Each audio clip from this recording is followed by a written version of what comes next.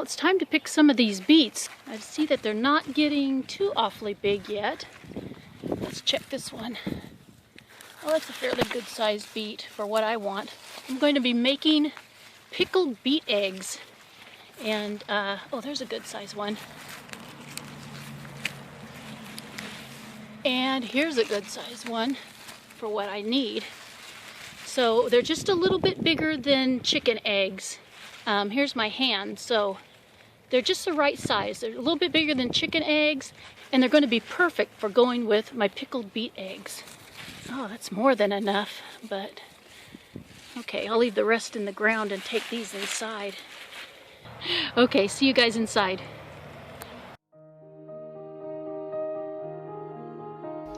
Okay, you guys, we're in the kitchen and we're going to wash our eggs for our pickled beet eggs.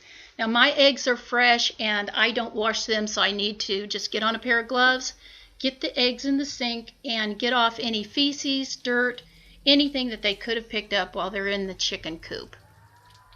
Now, the next thing that we want to do is check our eggs for freshness. And all that means is we're checking to see how much oxygen is in the egg. Now, when the chicken lays the egg, it lays it with a coating on the outside, and that's why it's better not to wash your eggs, because it has that protective coating, and that helps the egg to not absorb oxygen, but they still do. So you want to check the egg to see how much air or oxygen is in the egg, and if any of them float, and that will be large side up, because the large end is the end that has the air pocket in it. And the longer they sit, the bigger that air pocket gets, and then the more they'll float.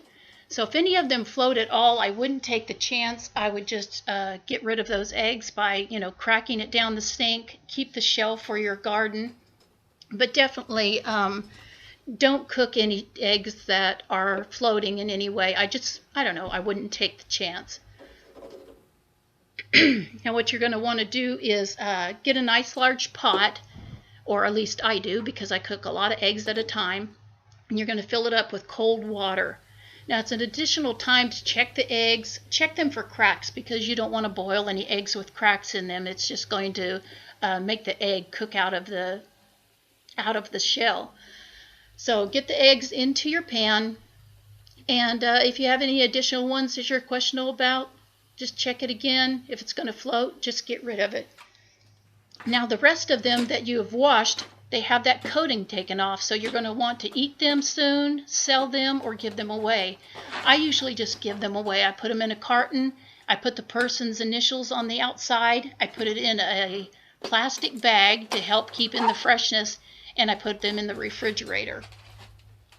So go ahead, take your pan, get it on the stove, and turn the stove on high.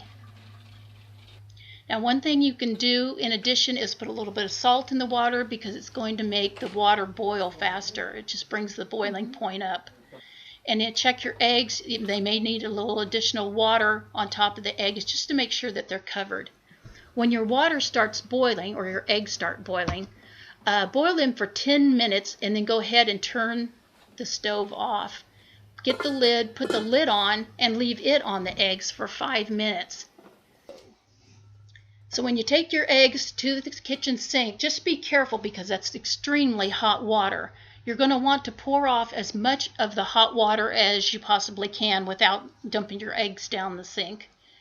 But just be extremely careful, because it is really hot water. Go ahead and fill up your pan with cold water.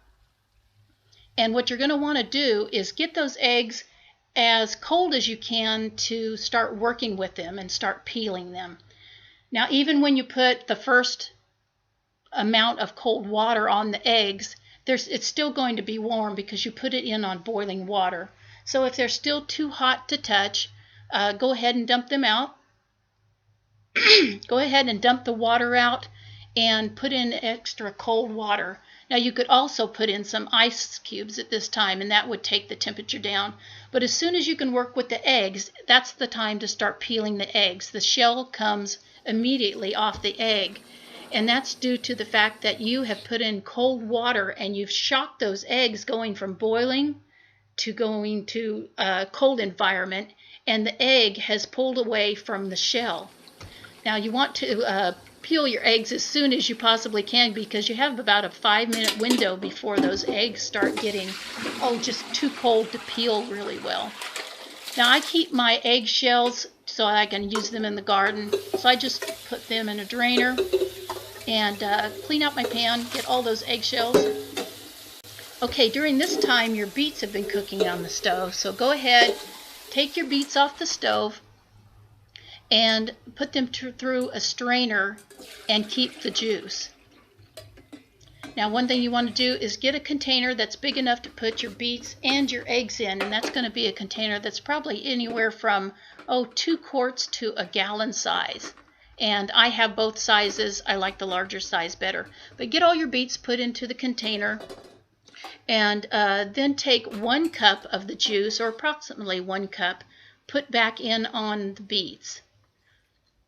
Now you're going to want to start taking your eggs out of the cold water, and I can see that I have ice cubes in there on them to get them cold. Just inspect your eggs before you put them in on the beets, because a lot of the eggs that you have peeled, the egg yolk is really close to the skin, or so close that you can see the egg yolk. Don't put those in there.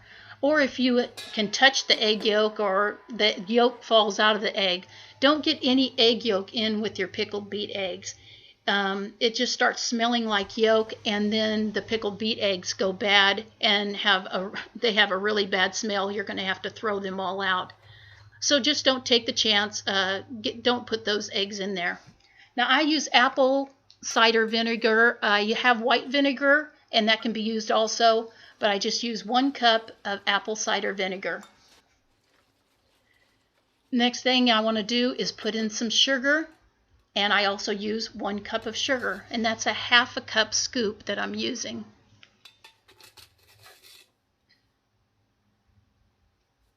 Next thing we want to do is put in some cinnamon, so we're going to put in just approximately a teaspoon of cinnamon. Put on the lid and then just swirl it around. Now I have come to the conclusion that it's better to do this process on the stove and just heat up the sugar and the spices before putting them on the beet eggs. But I had done it a different way this time, where I just did it cold, and it works out fine. So continue to fill up the beet eggs with more eggs if you have the room in your container. Just making sure that you check them. On some I can see the yolk, and others I can see a little piece of skin. I want to get that off there before I put it inside. Stick a teaspoon of salt and a sprinkling of ground cloves, which I forgot to do earlier. Put the cap back on and just swirl it around a little bit more, just real gently, so that the eggs don't break or crack in any way, and your beet eggs are done. Go ahead and put them in the refrigerator, and you can eat your eggs anywhere from 1 day to up to a month. And I've had eggs that have lasted in the refrigerator for much longer than a month, because they're pickled. They'll last a long time, and that way I can just replace the ones that have been in there, toss those out, and clean that container. After they've been sitting for at least probably 2 to 3 weeks, the vinegar and the beet juice has worked its way in toward the yolk. So depending on how long the eggs have been sitting in the refrigerator and pickling, the beet juice has gotten into the yolk to a certain amount. I wanted to see how far it had gotten in, but it hadn't gotten into the yolk yet. It had just gotten through the white part of the egg. So yeah, take a bite of that and see how it is. Yeah, they're really good. They're tasty. They're kind of a little bit spicy, but not too much. They're just they're vinegar pickled eggs. Well, you guys, I'll get those put away. Thanks for coming by today, you guys. I really appreciate it. I appreciate you watching, and I'll talk to you guys later. Bye-bye.